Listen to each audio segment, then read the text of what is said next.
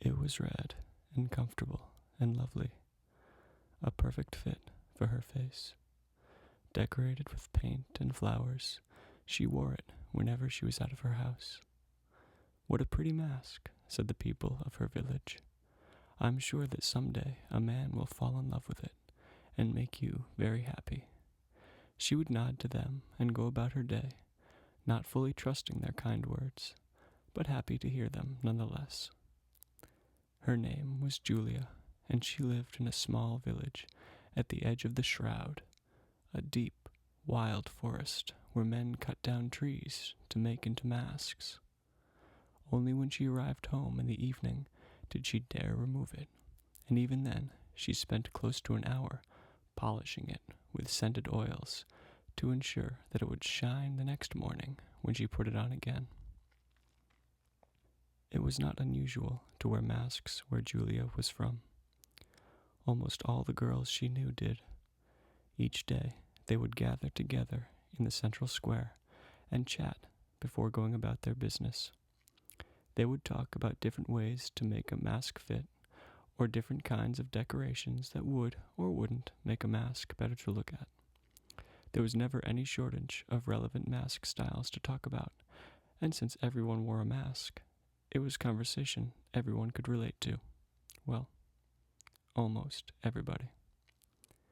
There was one girl who did not conform to the tradition of the town. Her name was Sarah, and it was as commonplace to gossip about her as it was to gossip about masks. She walked proudly every day in the square, uncovered and unafraid. "How sad," everyone would mutter. "A girl without a mask is hardly a girl at all." But Sarah did not seem to care about these murmurings, and because of that, the other girls in the village began more and more to dislike her, especially Julia, who took a special pride in her own mask. They disliked Sarah's clothes and her skin, and how the sunlight bounced off her uncovered eyes in the morning. "Why does she think she's so special?" said one girl as Sarah walked past them to wash her face in the well in the center of the village. "I'll bet it's because she can't get a mask to fit over that round face of hers," giggled another. "No, it's probably because she thinks she's better than us," said a third. "We should do something about it one of these days." The group of girls looked to Julia, the girl with the prettiest mask, for advice. "I agree," she said. "Something must be done. But why wait? I say we act now. Listen up. Here's what we're going to do." The girls huddled close together as, from the other side of the square, Sarah sat alone, watching them. The day had been an ordinary one for Sarah. She had woken up and eaten, washed herself, and stepped outside into the warm morning light. She could feel everyone's eyes on her just as easily as she could feel the sun on her uncovered face. She knew why they all stared. It wasn't that she thought she was better than everyone else, just that, well, maintaining a mask seemed like a lot of work for very little payoff. What was the purpose, really? Easy conversation? A way to find a husband? It just seemed silly to devote so much time to something that would never make her happy. Plus, it was impossible to play the flute while wearing a mask, and she could not live without her flute. It was made from the same wood as the masks, from a tree deep within the shroud, or that was what she told herself, at least. She had found it while taking a walk through the forest in secret when she was a little girl, and had been playing it ever since. Its tone was airy and contemplative, and the trembling notes which she played sent her into a place where things mattered, really mattered, to a place where masks and friends and people disappeared. On the good days, she even lost awareness of her own body. There was just the music and the bliss which it gave her. From across the square, Sarah saw that the other girls had gathered together and were discussing something in secret. She took the flute, which was strung around her neck with a piece of leather, and put it to her lips. Let them talk, she thought. She inhaled, nice and slow, and began to play. "All right, girls, let's go," said Julia. They crept out of the square together, down the road to where the artisans lived. The artisans of the village made pots and tools and wove bits of clothing, but mostly they were mask makers. Julia and her friends knew for certain that one artisan's shop would be empty that day, and it was there that they were headed. They reached the house and, with a little bit of prodding, managed to open up the back window and help one of the girls slip inside. Julia sat with her back to the wall, her hand absent-mindedly tapping the mask as she waited. The young girl reappeared with supplies in hand. It was time to go to work. Sarah heard a group of footsteps and stopped playing her flute. Opening her eyes, she saw a pack of young girls approaching. She knew who they were, but was unsure why they were walking towards her now, as for her entire life they had wanted nothing to do with her uncovered face. The girls formed a circle around her, and Julia stepped forward. In her hands was a hideous-looking mask. It was hastily painted an ugly maroon with bits of dried grass plastered around the edges. "Sarah, the girls and I got together, and we've decided that it's high time you grew up and started wearing a mask like everyone else." She held the mask forward. "So, we made you a special one. Don't you think it's gorgeous?" She paused for effect. "We all agree that it looks just like you." Sarah stared ahead, silent. Julia got even closer, holding the mask inches from Sarah's face. "What's the matter? Can't you hear us?" "I don't want to wear it," said Sarah. "She doesn't want to wear it, girls," said Julia, turning around and addressing the group. "That just seems disrespectful, don't you think?" They all nodded. "We thought that you might do this, Sarah," said Julia, and Sarah could hear her smiling behind the mask. "And we came prepared for that too. Didn't we, girls?" More nodding. "We did," said Julia.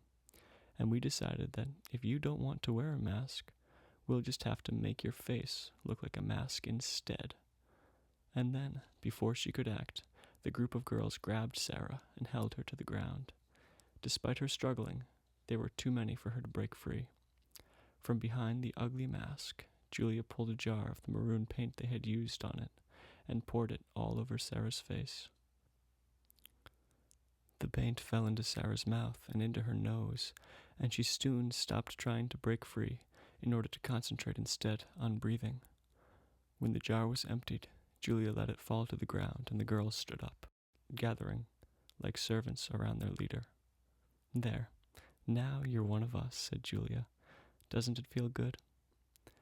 Sarah let out a choked sob, picked up her flute, and ran away, leaving the girls to laugh amongst themselves. On she ran. The paint slid down her forehead and into her eyes, making it hard to see. But that didn't matter. She knew where she was going. Out past the last houses, out past the farms, all the way into the Shroud, where sunlight struggled to make it past dense foliage and sickly-looking branches blanketed the earth.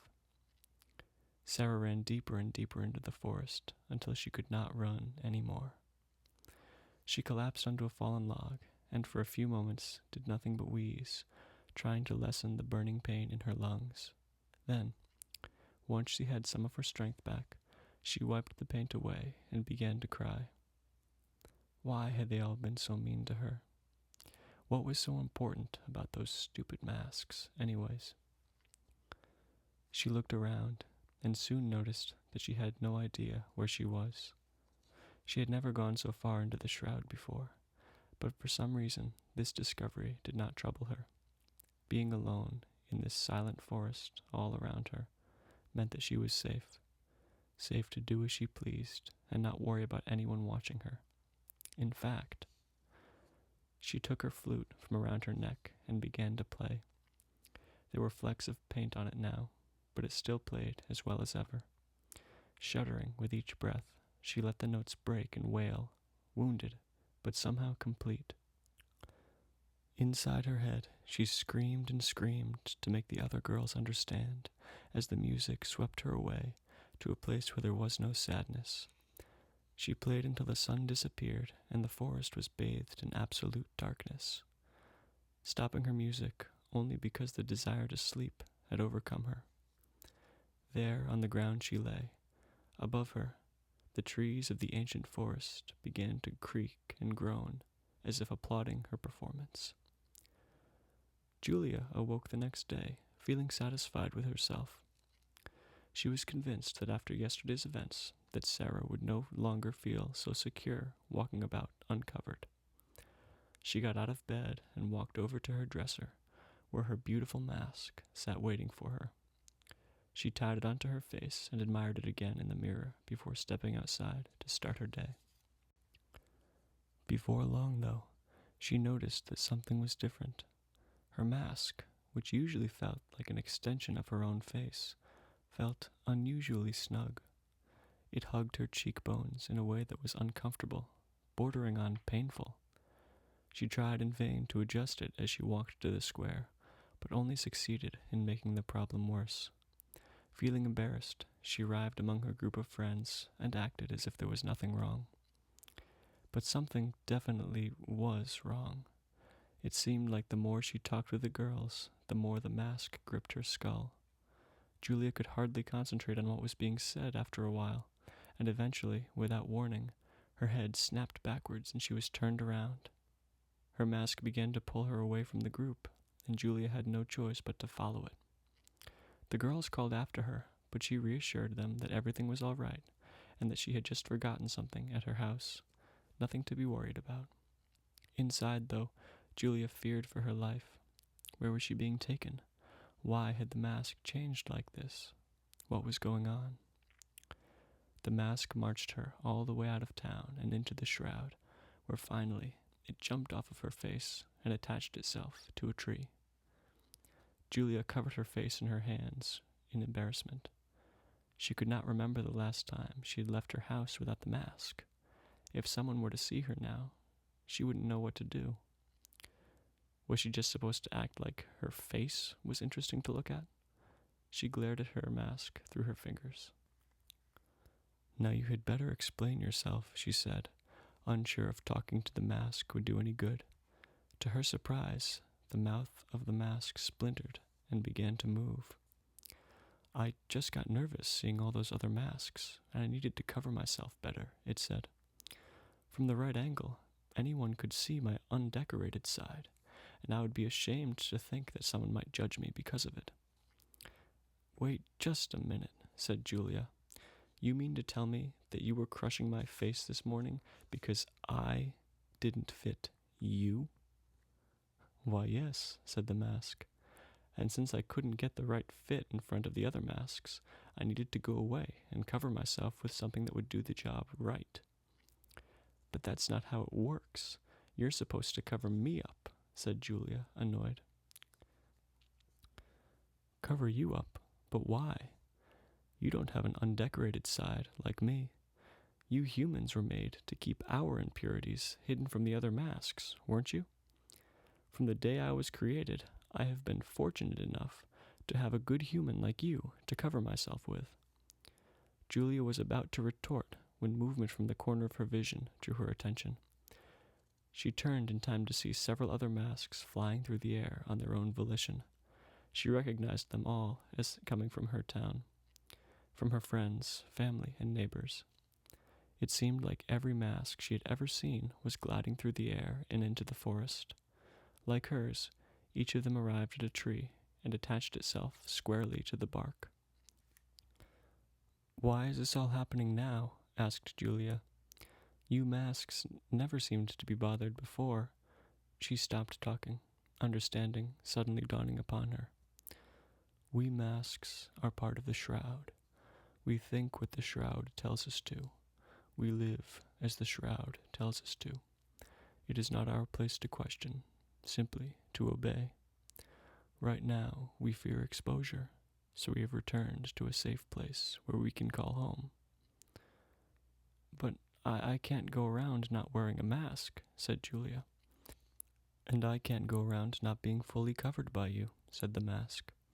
"In the end, all of my brethren will return to the forest, for the Shroud calls us back."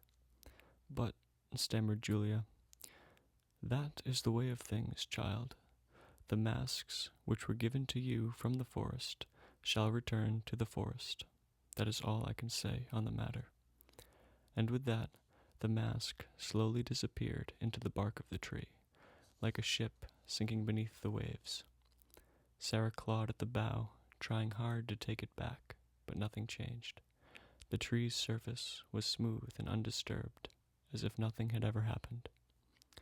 Stunned, and with her hands still covering her face, Julia began to walk back into the village, scared of what she would find when she arrived. For years, the village adjusted. Unable to wear their masks, people took to covering themselves with paint and oils, but it wasn't the same. The masks were kept alive only through legends and art, and so too was the memory of a spurned girl. It is said to this day that you can still hear her playing joyful music in the forest breeze. There she remains, in a place where there are no masks, and no friends, and no people. A place where things really matter. She is the girl without a mask. The